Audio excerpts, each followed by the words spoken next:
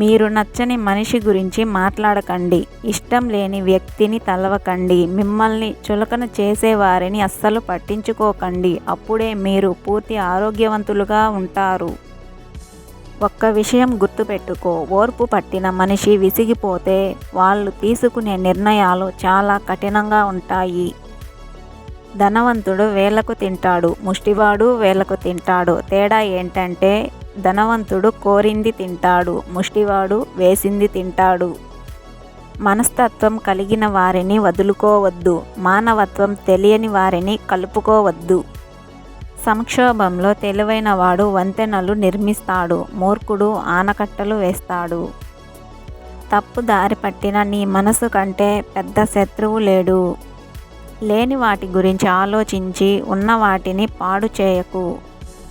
నీవు ఆనందంగా ఉండాలంటే బాగా ధనమైనా సంపాదించాలి, లేదా మనిషి ఆనందానికి డబ్బుకి అసలు సంబంధం లేదనే జ్ఞానమైనా సంపాదించాలి.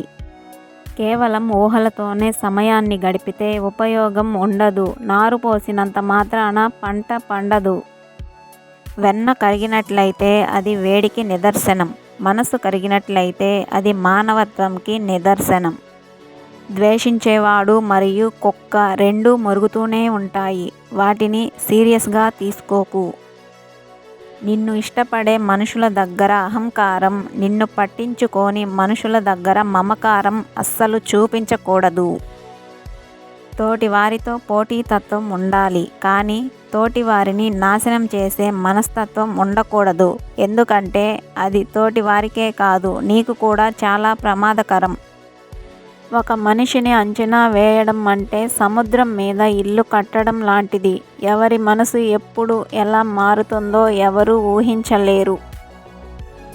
చిటికెడు బుద్ధి లేనప్పుడు ఏనుగంత బలం ఉన్నప్పటికీ వృధానే. మీకు కోపం 10 రోగాలను తెచ్చిపెడితే మీ చిరునవ్వు 1000 రోగాలను నయం చేస్తుంది. ఒకరి విజయాన్ని చూసి మీరు అసూయ చెందితే అది మీ బలహీనతగా మారుతుంది. ఒకరి విజయాన్ని చూసి మీరు ప్రేరణ పొందితే అది మీ ఆత్మవిశ్వాసాన్ని పెంపొందిస్తుంది.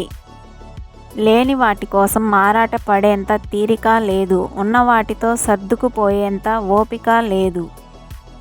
మీరు లేనివారు అని ఎన్నడూ బాధపడకండి.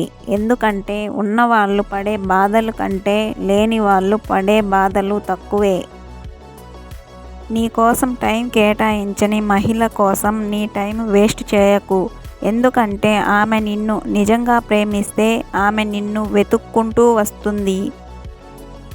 మీరు ఎంత కష్టపడి పని చేస్తున్నారో చెప్పొద్దు, ఎంత పని పూర్తయిందో చెప్పండి. మీ తలరాతలో ఎన్ని కష్టాలు ఉన్నా, మీ ఆలోచనలో అణువంతైనా భయం లేనప్పుడు మీ తలరాత మిమ్మల్ని ఎప్పుడూ బాధించదు, మీకు ఎప్పుడూ భారం కాదు.